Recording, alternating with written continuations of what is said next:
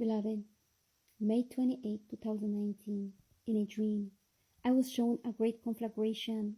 I saw many pious fathers and mothers who walked the right path, but their indolent children called them extremists and even accused them of being crazy. This, the parents, suffered because they saw the path that their children led, path of lust and dissipation. I was then taken to many places where I heard the fervent prayers of these parents for their children. While their children, only their minds gave room for the vanities of this world. So I said, Lord, this is a terrible agony, that of parents who love their children, but the only thing they love in this world is that Satan puts things in front of them, what Satan offers them. So what are we going to do? What to do? Then he answered me, set an example. Live lives in strict consecration. Do not listen to their accusations, because the deceptive serpent is the one that speaks through them. Raise the banner of truth very high in your lives, that the enemy cannot resist it.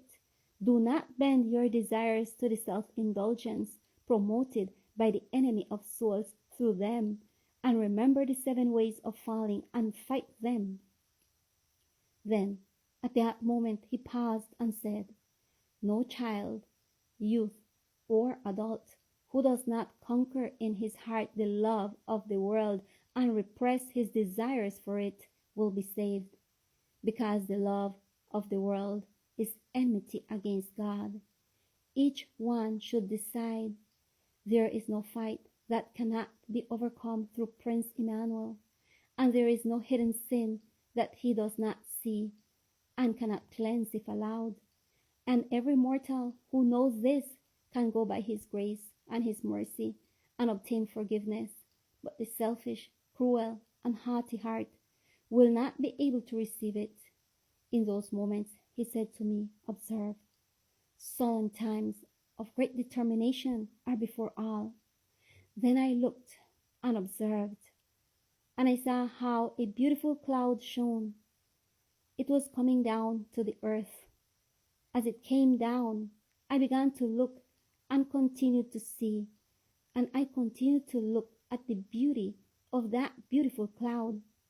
At that moment, I saw something very frightening in the cloud above it. There was a huge serpent with a papal crown on, the triple crown, and many horrible-looking demons around it. While my eyes contemplated that terrible scene, the demons and the serpent were transformed into angels of light and came to earth. At that moment, I saw how the angels of light, but who were demons, greeted other demons, but those of the earth, already lived in human bodies. At this moment, I said, Lord, how is this? Are those who live with demons inside lost? So for them, there is no hope? But I said, there hasn't been a loud cry yet.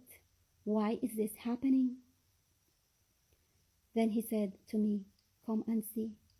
I looked and saw how each one of those that the demons already lived permanently within them had been instructed in the Adventist message, and they decided to follow the inclinations of their selfish heart, which is the first process I was allowed to know, to be eventually possessed by demons that are the ones that create this feeling in the human being. That scene was horrible, seeing a generation that had had a wonderful opportunity now endowed not by the Holy Spirit but by demons. I saw how they were tormentors to everyone, but especially to their parents who loved them and suffered for them, without the parents knowing that internally they were already mutated and were not their children on the inside. My companion said there was a long process for this. It was not overnight. There were 4 ways, 4 processes, 4 things in which they did and practiced. They made this their life to get to this. First, he told me, subtlety in delaying duty. Number two, he told me, sentimentality for following his heart. Number three, he kept saying, sensationalism to follow his reason. Number four, aggressiveness, removing at all costs what is in their midst to achieve, according to them, their end. Said my companion, no one is able to see, to put the eternal principles aside, that they walk on the path of perdition. These 4 steps are described in another way. He told me, observe. At that moment I observed and saw a kind of giant large cardboard that was in front of me and read like this. Number 1, subtlety, stress. Number 2, sentimentality, depression.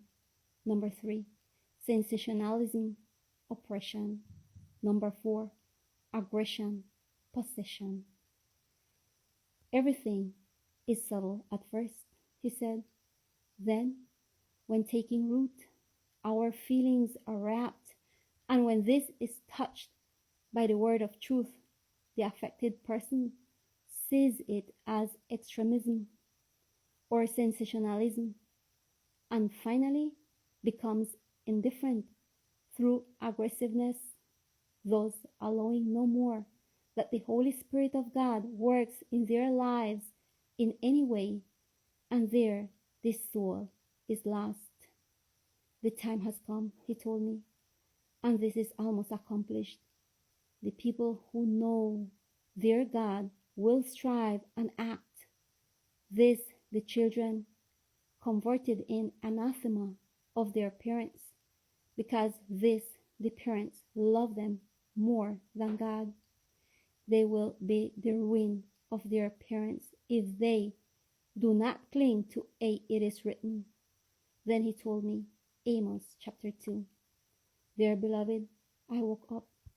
I prayed to the Lord that each of us will be freed from this and that we can hold firmly to Jesus Christ and his promises.